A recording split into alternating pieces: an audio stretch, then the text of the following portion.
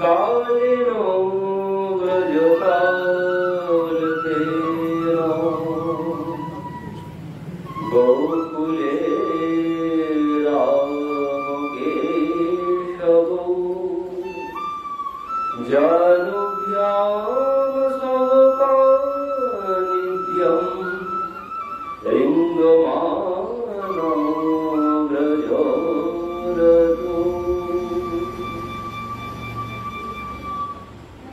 তো আমরা গত প্রসঙ্গে শ্রবণ করেছি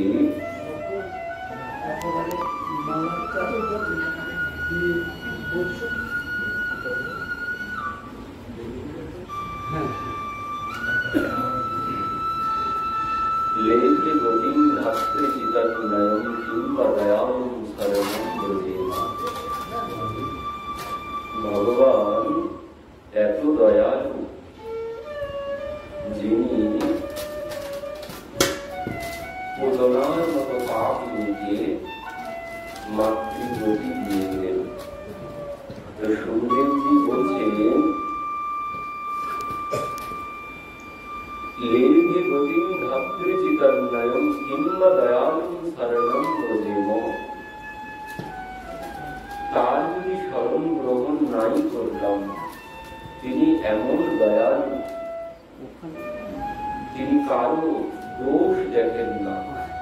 যদি কেউ একবার তার শরণাগত হয়ে যান, তার এমন স্বভাব বলছেন তিনি কারো পুতনার মতো মহাপাপিনী।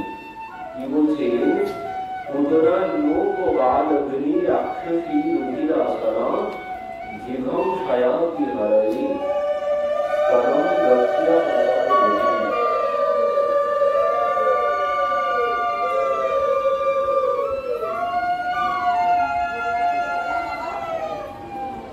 বলছেন পুতনা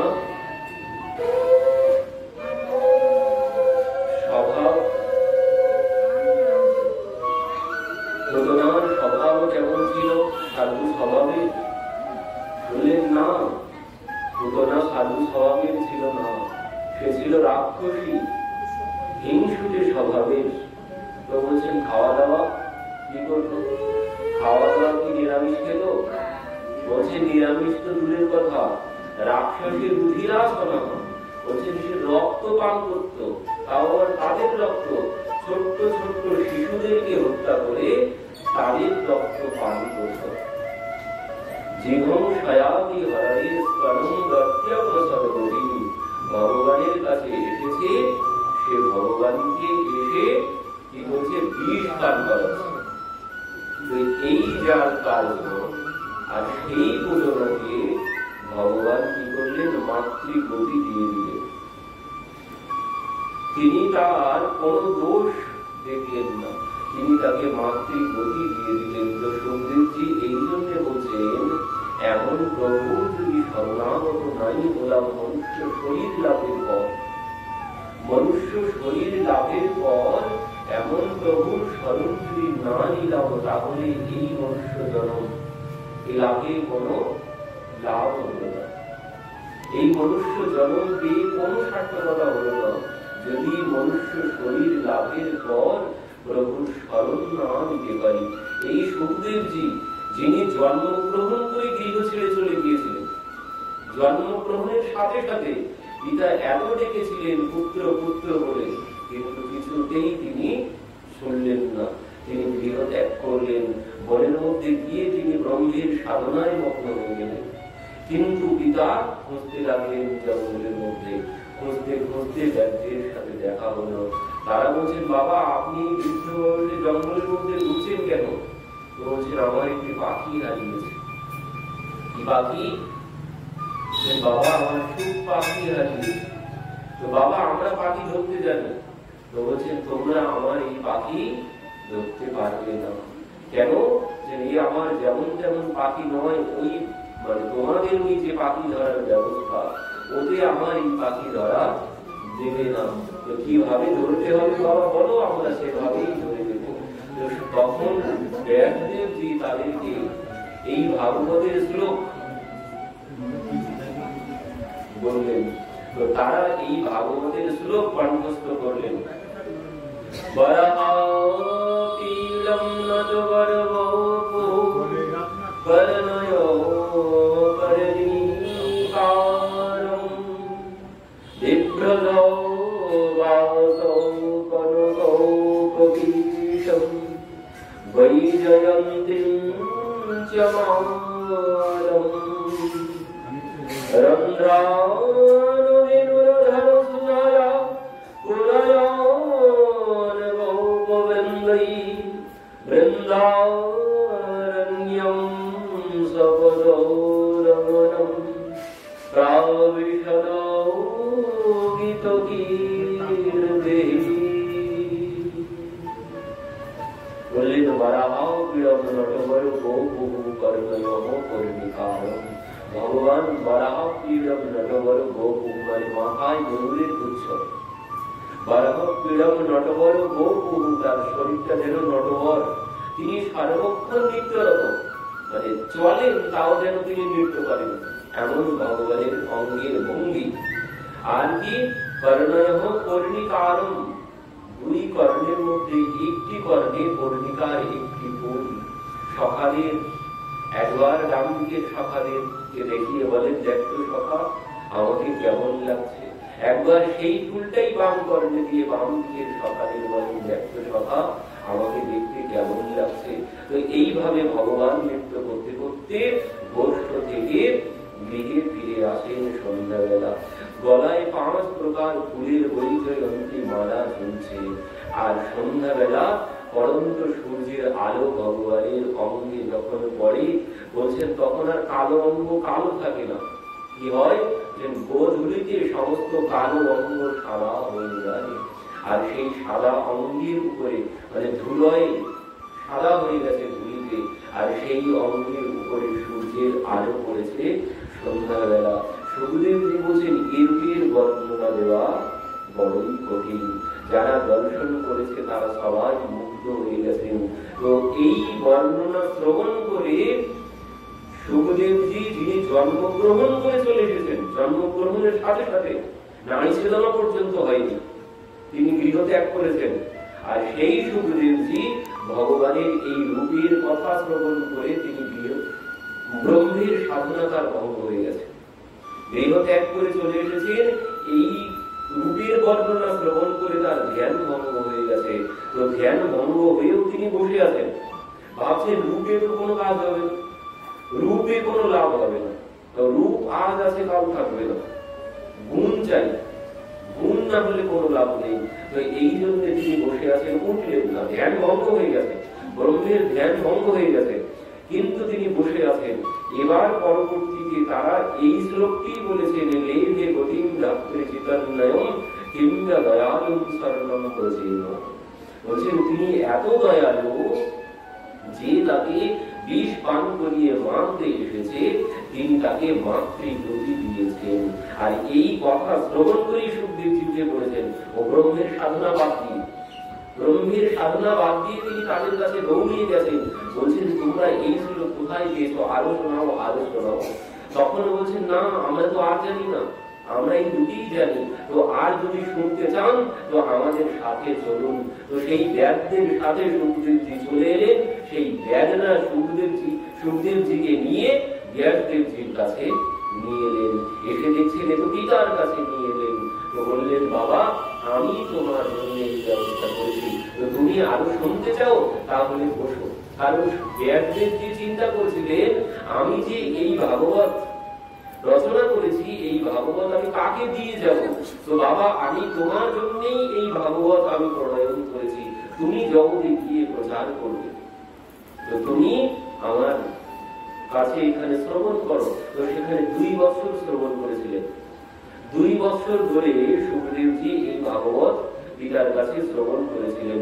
সেখান থেকে তিনি এবার পরীক্ষিত মহারাজের যখন ব্রহ্ম সাপ হয়েছে, 2 বছর পর পরীক্ষিত মহারাজের কাছে চলে এলেন। গঙ্গা তীরে এসে পরীক্ষিত মহারাজকে তিনি এই কথা শ্রবণ করালেন। তো সেই ভগবান তার গুণের বর্ণনা দিচ্ছেন। বলছেন প্রভু এমন সুন্দর স্বভাব যার, তার যদি শরণাগত না হলাম তাহলে এই মনুষ্য জন্মের কোনো লাভ হলো না। বিফলে জনম গেল, মনুষ্য জনম পাইয়া রাধা কৃষ্ণ নভজিয়া, বিফলে জনম গেল। বলছেন জনম তোমার বিফলেই যাবে। এই মনুষ্য শরীর লাভের পর তুমি যদি ভগবানের শরণ না নাও, তার চরণে যদি শরণাগত না হও, বললেন ও গাড়ি বাড়ি অর্থ সম্পদ ও যাই করো না কেন, ও দিয়ে তোমার কোনো লাভ হবে না, সব এখানেই পড়ে থাকবে, ও শেষের দিনে তোমার কোনো কাজে আসবে না। তাই তুমি যত বড় ফ্ল্যাট বানাও না কেন, উদাহরণী গোষ্ঠী বার্যা গৃহত্যাদি অনস্মশানে দেবষ্টিতায়াম কর্মং স্বগচ্ছতি। বললেন তোমার কর্মটাই একমাত্র সাথে যাবে, আর কেউ তোমার সাথে যাবে না। ধনানি ভূম বলছেন তোমার ধন সম্পত্তি গাড়ি বাড়ি সব এই ভূমিতেই পড়ে থাকবে, এই ভূমিতেই পড়ে থাকবে। একটা চমৎকার বিষয় দেখুন, যার জিনিস সে কোনোদিন বলতে আসে না আমার, যার জিনিস সে কোনোদিন বলতে আসে না আমার, মাঝখানে পড়ে যার না তারাই বলে আমার আমার আমার আমার বলে তারা সব চলে যায়। যারা আমার বলে তারা কেউ চিরদিন আমার করে রাখতে পারে না, সব ছেড়ে তাকে চলে যেতে হবে। কিন্তু যার সম্পত্তি সে কোনোদিন বলতে আসে না যে আমার, তো আমরা মাঝখানে পড়ে আমার আমার আমার আমার করে বলি, চোখ বুঝলে সব অন্ধকার। এখানে আমার বলে কোনো কিছু নেই, যার জিনিস তারই থাকবে। আমি ওই ধর্মশালা, আমি এসেছি ধর্মশালায়, ভাড়া বাড়িতে। আমার ভাড়া শেষ হয়ে গেলে এখান থেকে চলে যেতে হবে, ও যার জিনিস তারই থাকবে। এখানে আমার বলে কোনো কিছু নেই। দিন কাজ চলা চলি का खेला, कोई चला गया कोई जाए, कोई गठरी बांध सिधारे। 2 दिन का जग में मेला सब चला चली का खेला। বলছি দুদিনের মেলায় এসেছি, এই মেলা ভেঙে গেলে যে যার মতো বাড়িতে চলে যেতে হবে। আর কোন বাড়িতে? माया के वो पुजारी आगे की कुछ खबर है, इस घर से बड़ा और भी एक घर है। এই ঘর তোমার ঘর নয়, এই ঘরের থেকে বড় আর একটি ঘর আছে, সেই ঘরে তোমাকে যেতে হবে। কিন্তু সেসব বাদ দিয়ে আমরা এই মায়া নিয়ে পড়ে আছি, ভাবছি এই সব আমার, ভাবছি এই সব আমার, আমি আর সব আমার। এখানে আমি বলেও কোনো কিছু নেই, আর আমার বলেও কোনো কিছু নেই। এসব ভাড়ায় পেয়েছি, এই শরীরটাও আমার না, এই শরীরটাকেও একদিন দিয়ে দিতে হবে। এই শরীরটাও আমার না, এই শরীরটাও আমার সাথে যাবে না। ও খালি হাতে এসেছি, খালি হাতেই চলে যেতে হবে। খেলার সাথী গো যারা, সাথে যে যাবে না তারা, এক লাইন চলে যেতে হবে। সাধের এই দেহখানি নিয়ে যে শ্মশান ভূমি এক মুঠো ছাই হয়ে যাবে। এখানে কোনো কিছু আমার নেই। শেষের দিনে এক মুঠো ছাই ছাড়া আর কোনো কিছু পাওয়া যাবে না। আর এটাই হচ্ছে সত্য, এটাই হচ্ছে সত্য। আর সব মিথ্যা, যা দেখতে পাচ্ছি সব মিথ্যা। এখানে আমার বলে কোনো কিছু নেই। তো সুখদেবজি বলছেন, এই মনুষ্য শরীর লাভের পর যদি এমন প্রভুর শরণাগত না হতে পারলাম, তাহলে এই মনুষ্য শরীর লাভের কোনো লাভই হলো না। তোমার জন্ম বিফলেই গেল। এই মনুষ্য শরীর আমরা পেয়েছিলাম কি জন্যে? আমরা ভগবানকে কথা দিয়ে এসেছিলাম মাতৃগর্ভে, প্রভু এবার এক সুযোগ দাও একবার, আর গিয়ে ভুল করবো না। যখন মাতৃগর্ভে ছিলাম তখন আমাদের তত্ত্বালব্ধা স্মৃতির দৈবত জন্ম কর্ম শতোদ্ভবম, যে মাতৃগর্ভে যখন আমাদের 7 মাস বয়স হয়, সেখানে আমাদের 100 জন্মের কথা, পূর্বের 100 জন্মের কথা সব মনে পড়ে যায়। কি করেছি, কোথায় জন্মগ্রহণ করেছি, 100 জন্মের সমস্ত কর্মের কথা সব মনে পড়ে যায়। আর সেখানে বসে বসে একটাই কথা বলতে থাকি, প্রভু এই ভুল আর করবো না, এবার সুযোগ পেলে আর এই ভুল করবো না, প্রভু কৃপা করে তুমি এই অন্ধকার থেকে আমাকে মুক্ত করো। কিন্তু যেই এসেছি সব ভুলে গেছি, এখনো হইয়া মায়ার দাস করিনা না অবিলাস, তোমার স্মরণ গেল, এখন সব ভুলে গেছি। আমি যে কার দাস, আমি যে কি জন্য এসেছি, আমি যে রাম দাস, আমি যে কৃষ্ণ দাস, সে সমস্ত কোনো কিছুই আমার মনে নেই। এই যে শরীরটা লাভ করেছি, এখন ভাবছি সব আমি আর সব আমার।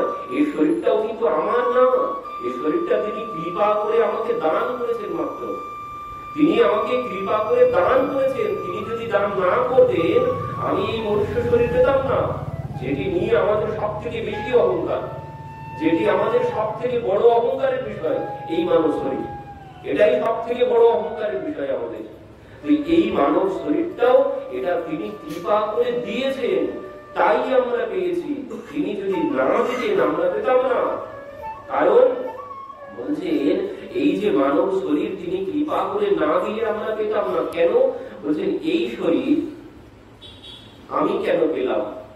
মানে পুরস্কার যদি কেউ পায়, যদি কেউ পুরস্কার পায় তাহলে তার ভিতরে বুঝতে হবে কোনো না কোনো গুণ আছে।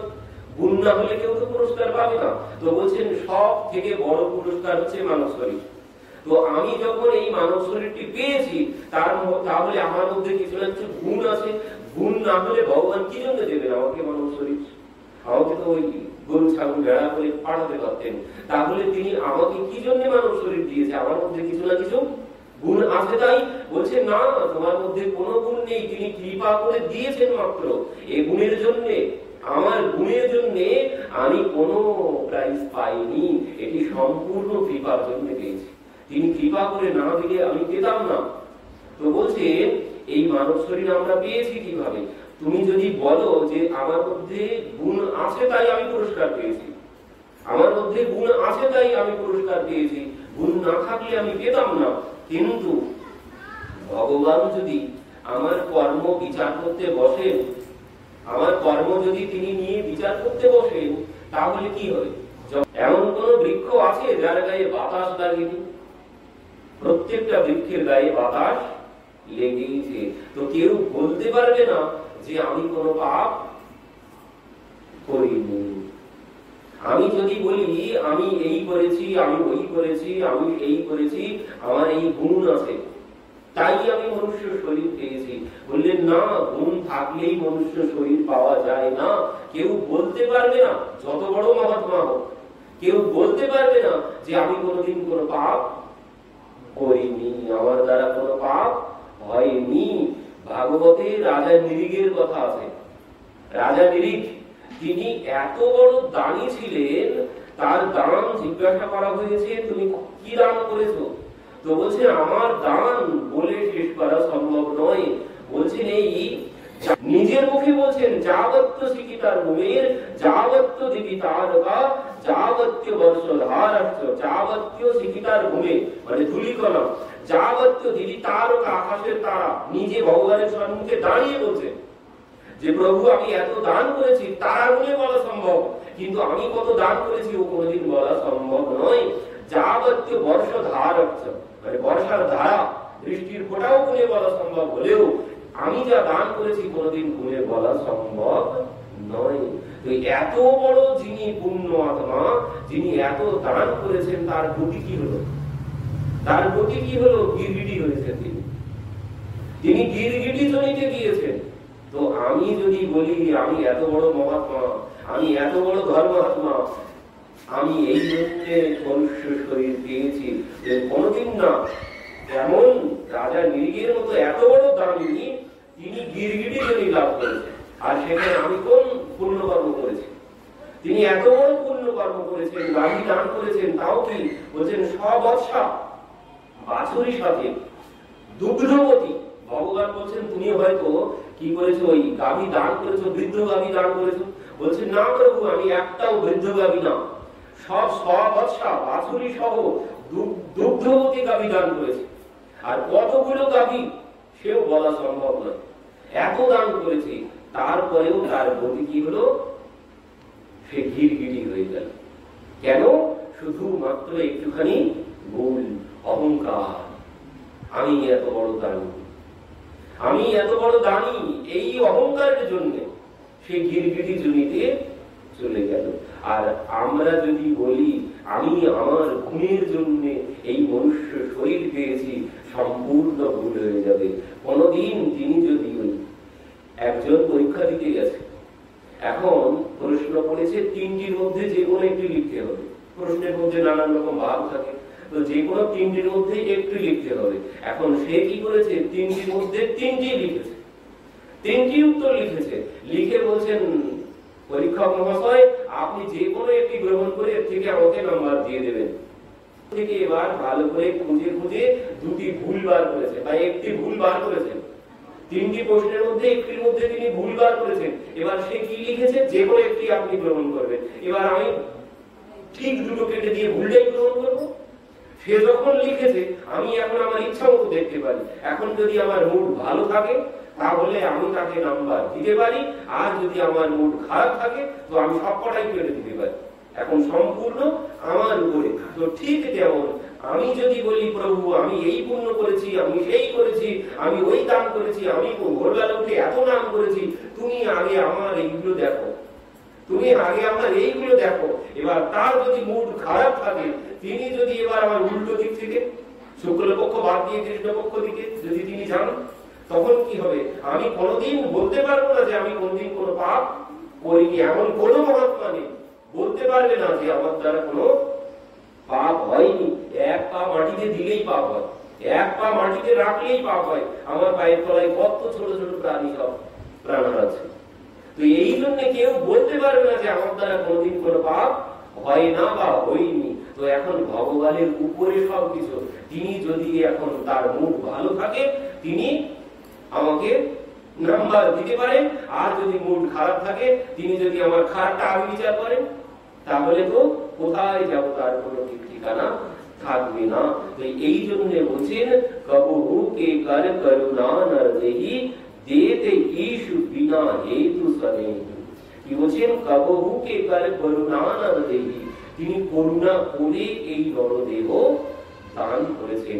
এ আমার দ্বারা পাওয়ার কোনো গুণ আমার মধ্যে নেই, আমার মধ্যে কোনো গুণ নেই এই মানব শরীর পাওয়ার। সম্পূর্ণ তিনি কৃপা করে আমাকে এই মানব শরীর প্রদান করেছেন। আর এরপরে যদি তার প্রতি আমার কৃতজ্ঞতা না থাকে, এরপরে যদি তার প্রতি আমার কোনো কৃতজ্ঞতাই না থাকে, তাহলে সুরদাসজির মতো ব্যক্তি তিনি বলছেন মৌসমকার কুটির খাল কামি যেহি তন দিও তাহি বিসিরায়ো ऐसो নিমুখ হারাম। যে প্রভু আমার মতো নিমুখ হারাম আর নেই। তুমি এই মানব শরীর দিয়েছো, তুমি এই মানব শরীর দিয়েছো, আমি কথা দিয়ে এসেছি যে তোমার নাম করবো এবার গিয়ে। কিন্তু কি হলো?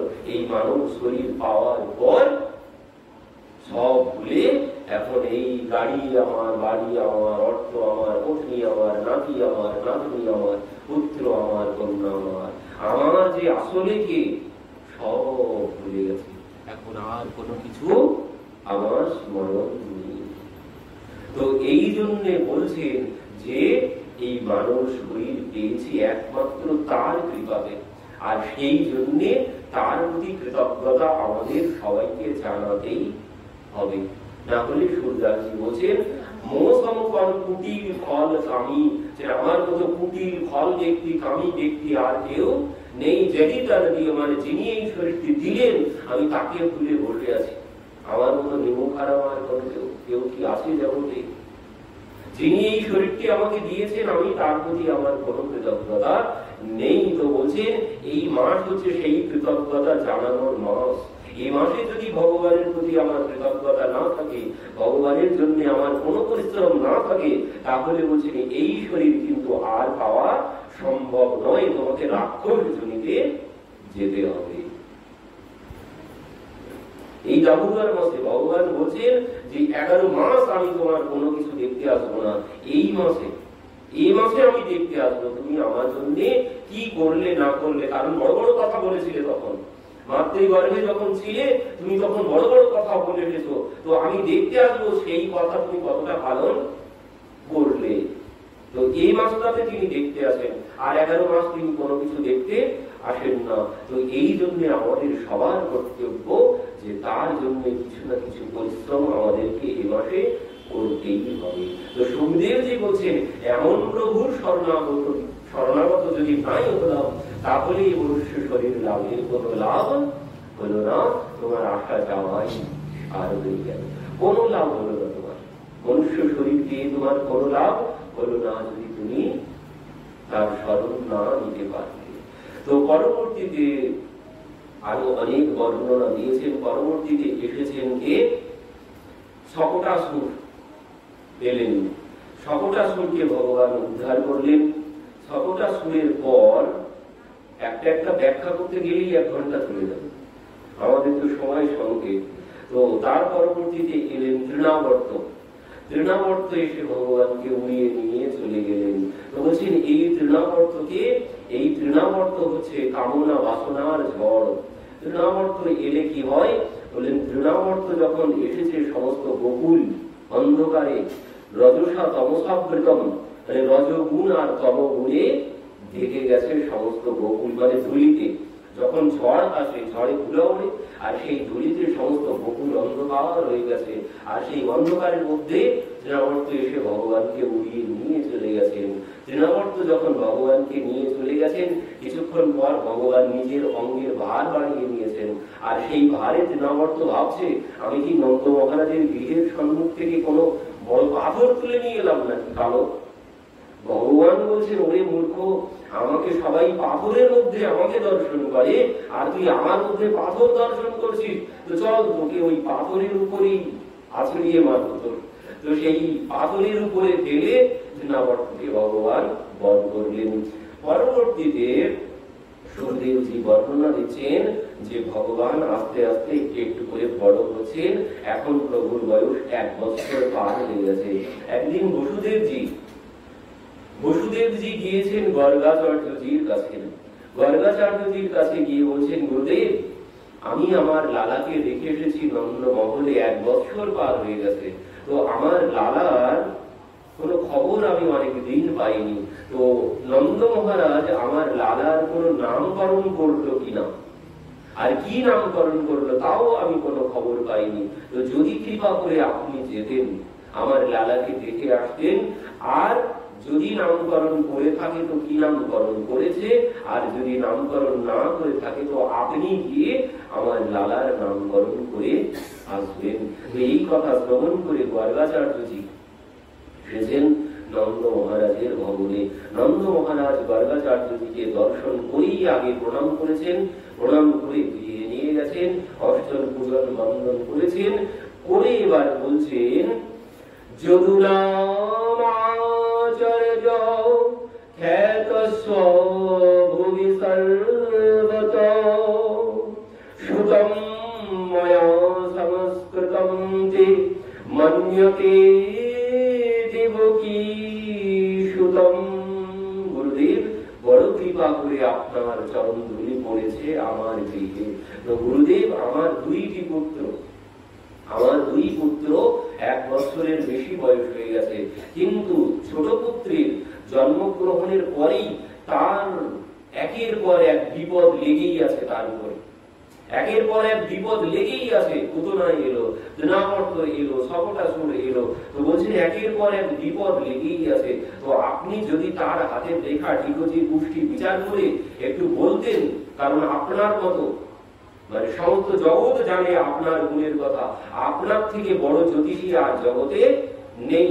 তো আপনি যদি কৃপা করে বলতেন আমার লালার ভাগ্যে কি আছে, কেন তার এত বিপদ তার পিছনে পড়ে আছে, একের পর এক বিপদ কেন আসতেই চলেছে, তো যদি আপনি একটু গণনা করে বলতেন খুব ভালো হতো। গর্গাচার্যজি বলছেন, বলুন তাহলে মহারাজ আপনার ছেলের নাম কি, আমি রাশিফল বিচার করে দেখি। নন্দ মহারাজ বলছেন, বাবা নামকরণই তো করা হয়নি। সে কি কথা, নামকরণ করেননি তাহলে আমি রাশিফল কি করে বিচার করব? তাহলে গুরুদেব আপনি যখন এসেছেন ও নামকরণটাও আপনি করে দিন। সে কি, আমি আপনার লালার তো নামকরণ করতে পারবো না। কেন? আমি নামকরণ করলে কংস যদি জেনে যায়, কারণ আমি আপনাদের কুলগুরু না, এনাদের কুলগুরু হচ্ছে শাণ্ডিল্য ঋষি, আমি যদুবংশের কুলপুরোহিত, আমি আপনার লালার নামকরণ তো করতে পারি না। আর কংস জানতে পারলে সে তো দুষ্ট, সে ভেবেই ফেলবে যে কিছু একটা গড়বড়ের মধ্যে আছে।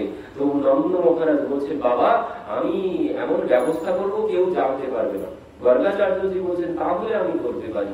তো কি করলেন, গোয়াল ঘরের মধ্যে ব্যবস্থা করে দিলেন, বললেন এখানে বসে আপনি আমার লালার নামকরণ করুন আর তার রাশিফল শিখি পুষ্টি সব গণনা করুন, কেউ জানতে পারবে না।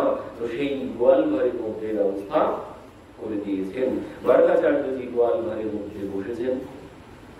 নন্দ মহারাজ ভিতরে গিয়ে এবার দুইজন মাকে, রোহিণী মাকে আর মা যশোদাকে বলছেন, যাও গুরুদেব এসেছে, গুরুদেব আজ আমাদের লালার নামকরণ করবে।